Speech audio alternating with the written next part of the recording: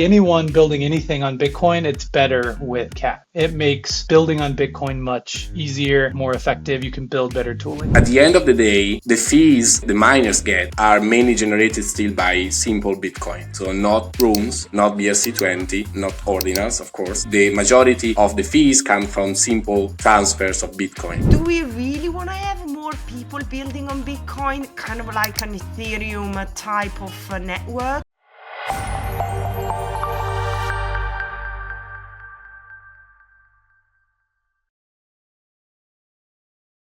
FinancialFox is proud to partner with HIVE Digital Technologies, a public listed company focusing on building the green energy infrastructure for the AI revolution. HIVE was the first crypto miner to go public in Canada in 2017. They are also listed on Nasdaq and the Frankfurt Stock Exchange. They hodl, and they are a leader in efficient Bitcoin mining with the best hash rate realization in the industry. Their operation powered by green energy, hydropower in Sweden and Canada, and geothermal in Ireland. HIVE was also the first crypto miner to buy GPUs, chips, and have an AI strategy. And that's very exciting considering the AI data center are such a high profitable business. Finally, and most importantly, HIVE care about shareholders. That's why their strategy is low dilution, low G&A, and focus on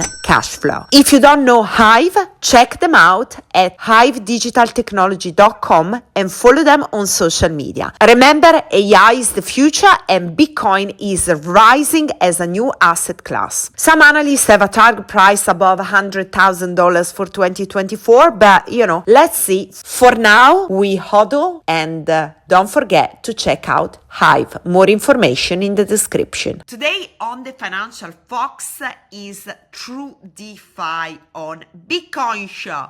So we are basically going to be covering any latest development on Bitcoin, what's happening on Runes, what's hot on Ordinals, and I have got with me some really cool guests. So Matteo Coppola and Raul Rosa, co-founder of FluidTokens, a fully permissionless platform for DeFi on Bitcoin, and Bob Bodily, co-founder of Bioniq, an ordinal marketplace and creative platform focused on user experience for mainstream Bitcoin adoption. So that's great, fantastic expert. So let's get straight into the discussion. Before we get into the show, one very important thing is that the Financial Fox doesn't provide any financial advice. So anything that I say or my guest say obviously is something that you shouldn't take as financial advice or act after one of our comment or statement, because remember, investing is very risky, and when it comes to crypto is even more risky. So what you can do, you need to educate yourself, do your own research, and then make your informed decision whatever you want to do with your capital. But the full episode was actually live streamed on Twitter on the 21st of June, so you can always go there and watch the full discussion, or enjoy this highlights video. And please let me know if you have got any comment or any suggestion or feedback. You can always reach out to me at steffi@financialfox.news, or you can send me a DM on Twitter. I hope to see you, obviously, in Nashville. Okay, let's get straight into that. Quick introduction. We have got Matteo Coppola, Raul Rosa. They are founders of FluidTokens, and also they built a Bitcoin Layer 2 that is going to be live very soon. And then we have got Bob Bodily. Doesn't need much introduction because he has been in the Bitcoin space for a long time. Everybody in the ordinal space knows him. Yeah, big Bitcoin OG. So let's get started. Right, Bitcoin build. I wanted a little bit of insight from Bob. Is about this OPCut The way that I read it is obviously is the Satoshi cut, so there is a bit of like memes behind it, but it's really kind of like a Ethereum-like smart contract that is trying to improve functionality, security, and scalability of Bitcoin transaction. Maybe Bob, do you want to kind of add a little bit about what OPCut is? Yeah, I think to try to give a concise overview, the Taproot Wizards are putting on a master class in how to do Web3 consumer marketing. They are using Ordinals with the Quantum Cats collection as a way to kind of rally people behind this real world initiative of upgrading Bitcoin with an opcode that used to exist in Bitcoin already called CAT, OPCat. CAT is short for concatenation. It simply just adds, combines two values and puts them on the stack. The initiative is to add OPCat back into Bitcoin. So the Taproot Wizards are pushing for this because the simple act of concatenation unlocks a whole bunch of new functionality on Bitcoin. You can do covenants. You can do, I don't know how much you've heard about BitVM, but you can build a better version of BitVM with CAT. Essentially, anyone building anything on Bitcoin, it's better with CAT. It makes building on Bitcoin much easier and more effective. You can build better tooling. So that's the quick synopsis. One of the things that, in my opinion, is hard for building on top of Bitcoin is the fact that right now there are not that many libraries, first of all. So most of the builders are using Bitcoin.js, that is a common library that was even live before this ordinal boom and explosion. So let's say that it's not been really tailored around the ordinal ecosystem. But in my opinion, what we are seeing right now is providers coming from other chains that already have this kind of service over there, trying to do this one key solution for everyone in order to make this experience smoother. And this will help for sure new devs arriving on Bitcoin, because when you arrive and you see one place and you have everything there, it's even easier and a better experience building over there. Do we really want to have more people building on Bitcoin, kind of like an Ethereum type of network? I guess obviously we want to have more development, we want to have, I don't know. I mean, if I were a maxi, I would just say, right, I really don't want to get Bitcoin so much contaminated by all these like people trying to do stuff. And then 99.999% is like rubbish. We want to keep like Bitcoin pure for what it should be, which is store of value and peer-to-peer. Not sure about payment, but I think more like probably store of value or investment. Yeah, I mean, that's a very good counter,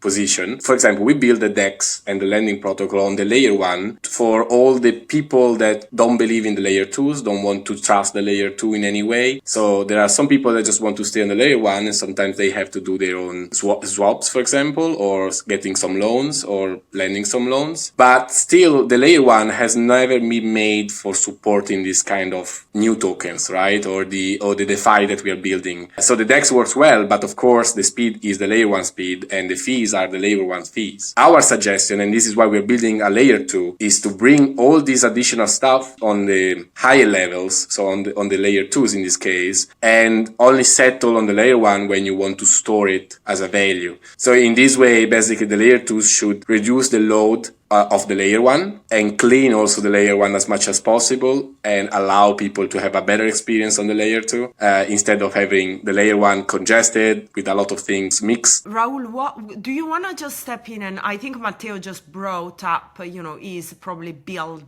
topic, which is the layer two that you are building. Do you maybe want to kind of like comment on that so we know what's the name, where you are, what stage, when it's going to go live, and just Yeah, absolutely. So what happens is that what we have seen is that every week we are looking at new layer 2s on top of Bitcoin. And somehow this is like fractionalizing the liquidity, the development around, because at the end of the day, in some months, you cannot ask the users to use that layer 2 for something or use 100 layer 2 for anything else. At the end of the day, what you want is giving the best experience according to some purpose that you want to use your layer 2. And in this case, we decided to do something different. So most of layer 2 that you see are EVM based. What instead are doing is a UTXO layer 2. In this way, you can keep the same architecture of Bitcoin, adding the script logic. So you can do even more complex stuff than what you will do with OPCut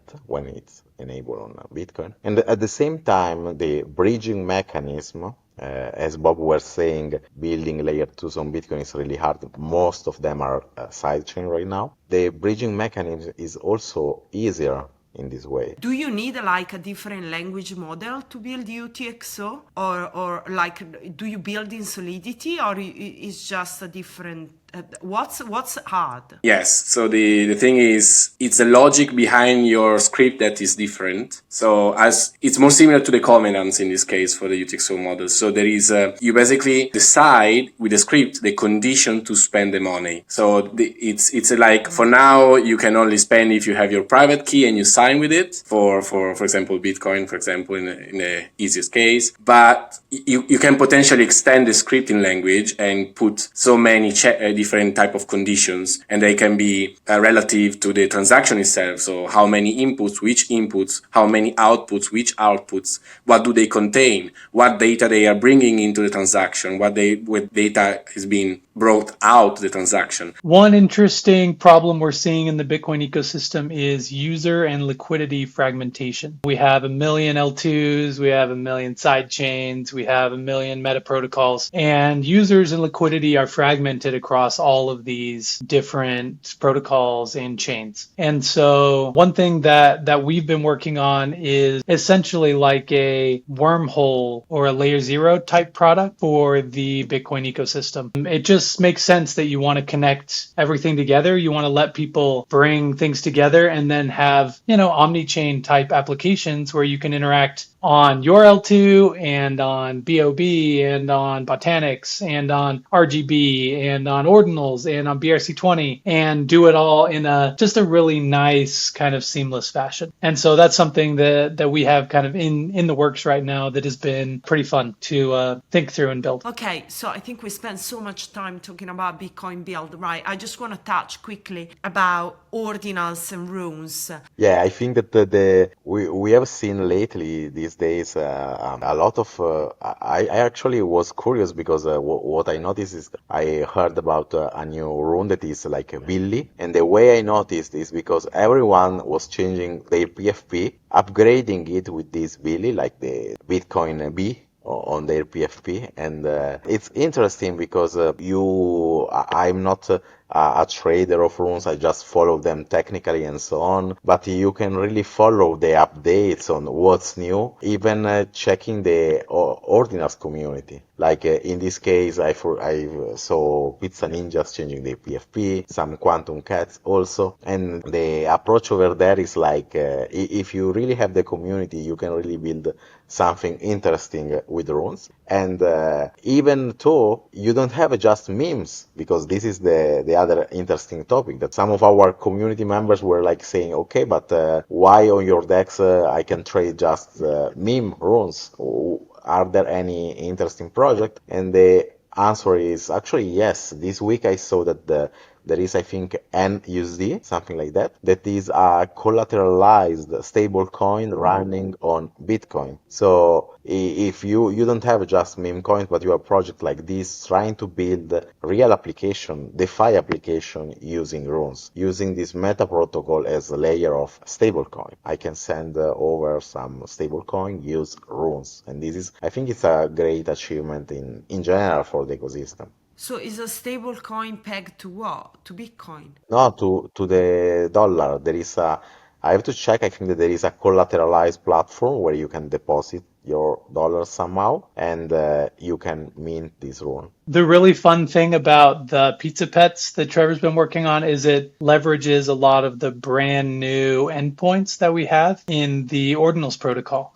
So I believe you can actually do runes like superpowers to your ordinal based on balance held in the same wallet. So if you have your Pizza Pet in your wallet and you also have a specific runes also in your wallet, you can change your ordinal based on the runes balance. This is a relatively new innovation. I think I'm talking about it right.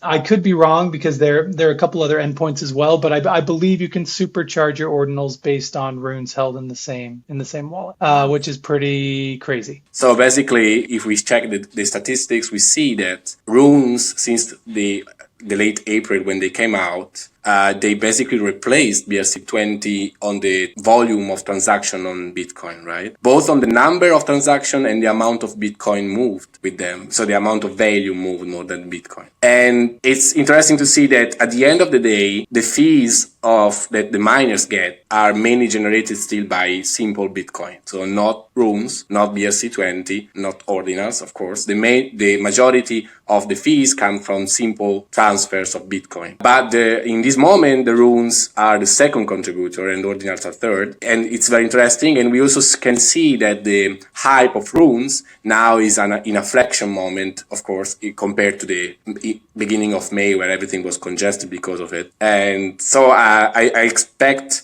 that the runes percentage that they are owning in the total transaction of Bitcoin will be more balanced with ordinals again in a few weeks from now. So basically giving more transaction again to ordinals compared to runes in the ratio. And yes, so the ordinals are still present as transaction on Bitcoin, but we can see that the hype of runes basically hit a little bit them in the first 2 months at least, so May, end of April and May. So it's interesting to see that there are, of course, these 3 meta protocols are the strongest one, and that the rune had a strong push at the beginning for the news, and now the community, also the number of wallets that are starting to use runes, for example, is diminishing. Yeah, I'll just talk a little bit about BRC20 2.0. Essentially, what they're trying to do is add programmability to BRC20 tokens. And so the way that they're doing this is they're doing a in-place upgrade.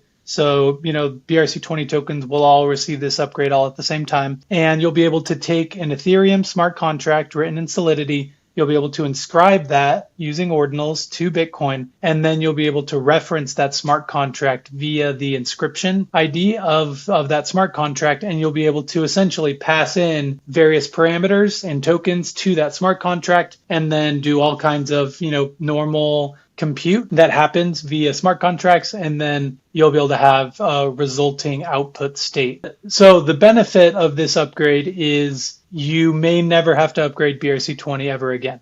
You won't need to upgrade it because you have all the functionality you need. You just write a smart contract and then you deploy it using ordinals, and then you can reference that in your BRC20 tokens. Let's take a step back. Something quick that I would like, maybe for the people who are not so familiar with the difference between runes and BRC20. Anybody want to kind of give a quick definition? From a user perspective, really the difference is for BRC20, you have to inscribe a transfer to yourself prior to sending your balance to someone else or prior to selling on a marketplace. For runes, you don't have to do that. And so runes is a bit more streamlined because you can just directly list. You don't have to pay to inscribe this transfer to yourself to then go and, list on a marketplace. For runes, you do often have to split your runes. If you have a giant, chunk of runes, it's hard to sell big chunks of runes, so you might want to split it up into little sections of runes. And to do that, it does take a Bitcoin transaction as well. And so they are kind of similar in the fact that there is some transaction preparation needed on the user end for either, runes or BRC20. Okay, well, listen, thank you so much for coming on. And it was really useful. And I look forward to see you all in Nashville. Yeah, likewise. Thanks for having us. Thank you. Thank you, everybody. Thank you, Stephanie. See you soon.